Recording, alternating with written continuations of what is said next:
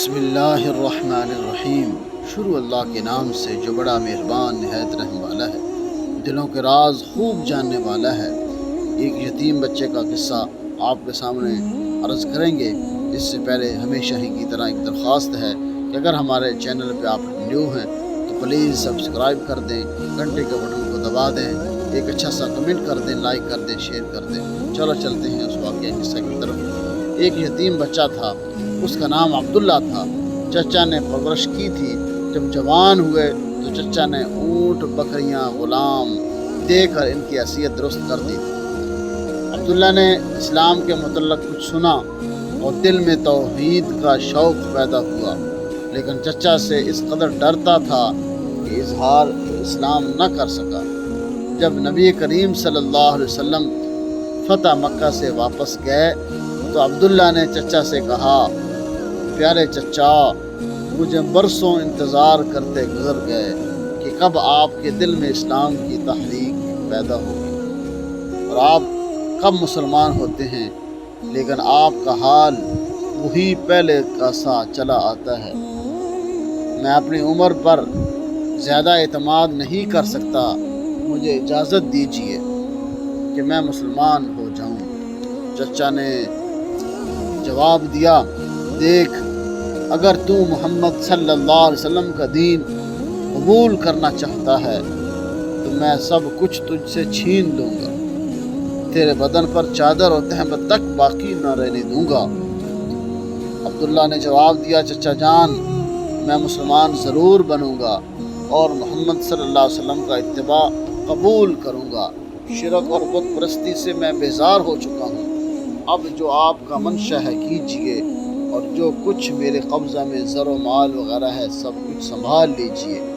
میں جانتا ہوں کہ ان چیزوں کو آخر ایک روز یہی دنیا میں چھوڑ جانا ہے، اس لیے میں ان کے لیے سچے دین کو ترک نہیں کر سکتا۔ عبداللہ نے یہ کہہ کر کپڑے اتار دیے، ماں کے سامنے گئے۔ ماں دیکھ کر حیران ہوئی کہ کیا ہوا۔ عبداللہ نے کہا، میں مومن اور موحد اور مسلمان ہو چکا ہوں، نبی کریم صلی اللہ علیہ وسلم کی خدمت میں جانا چاہتا ہوں۔ سطر پوشی کے لیے کپڑے کی ضرورت ہے، مہربانی کر کے مجھے دے دیجیے۔ ماں تو آخر ماں تھی۔ ماں نے ایک کمبل دے دیا۔ عبداللہ نے کمبل پھاڑا، آدھے کا تہبند بنا لیا، آدھا اوپر کر لیا اور مدینہ کو روانہ ہو گیا۔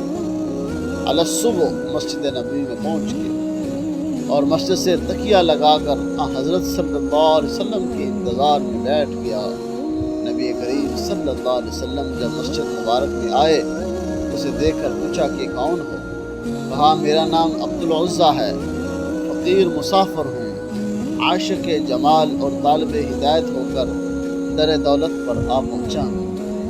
نبی کریم صلی اللہ علیہ وسلم نے فرمایا، تمہارا نام عبداللہ ہے، ذوالوجہین لقب ہے، تم ہمارے قریب ہی ٹھہرو اور مسجد میں رہا کرو۔ عبداللہ اصحاب صفہ میں شامل ہو گئے۔ نبی کریم صلی اللہ علیہ وسلم سے قرآن سیکھتا، دن بھر عجب شوق، ذوق اور جوش و نشاط سے پڑھا کرتا۔ ایک دفعہ عمر رضی اللہ تعالی عنہ نے کہا کہ لوگ تو نماز پڑھ رہے ہیں اور یہ اعرابی اس قدر بلند آواز سے ذکر کر رہا کہ دوسروں کی قرات میں مزاحمت ہوتی ہے۔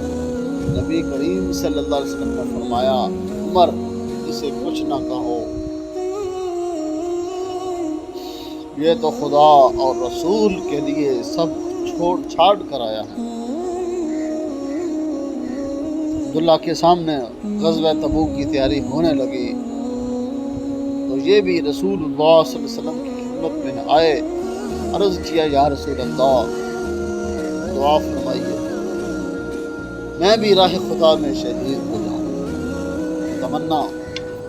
تمنا دیکھو، شوق دیکھو، دعا کیا کروائی جا رہی ہے کہ میں راہ خدا میں شہید ہو جاؤں۔ نبی کریم صلی اللہ علیہ وسلم نے فرمایا، جاؤ کسی درخت کا چھلکا اتار لاؤ۔ عبداللہ لے آئے تو نبی کریم صلی اللہ علیہ وسلم نے وہ چھلکا ان کے بازو پر باندھ دیا۔ اور زبان مبارک سے فرمایا الہی میں کفار پر اس کا خون حرام کرتا ہوں۔ اللہ نے کہا یا رسول اللہ میں تو شہادت کا طالب ہوں۔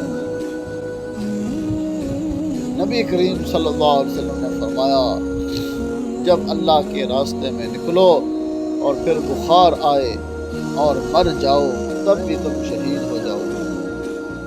شہید ہوئی تبوک پہنچ کر یہی ہوا، بخار چڑھا اور انتقال کر گئے۔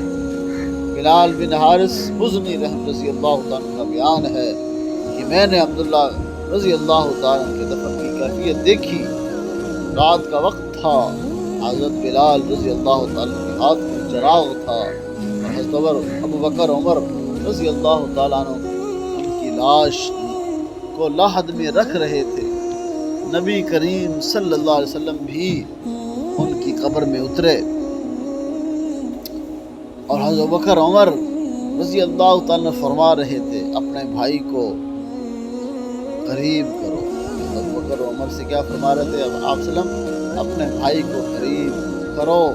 حضرت صلی اللہ علیہ وسلم نے قبر میں اینٹیں بھی اپنے ہاتھ سے رکھی، پھر دعا میں فرمایا اے اللہ میں ان سے راضی ہوا، تم بھی ان سے راضی ہو جا۔ حضرت ابن مسعود رضی اللہ تعالیٰ عنہ فرماتے ہیں کاش حضرت ابن مسعود رضی اللہ تعالیٰ عنہ فرماتے ہیں کاش اس قبر میں میں دفن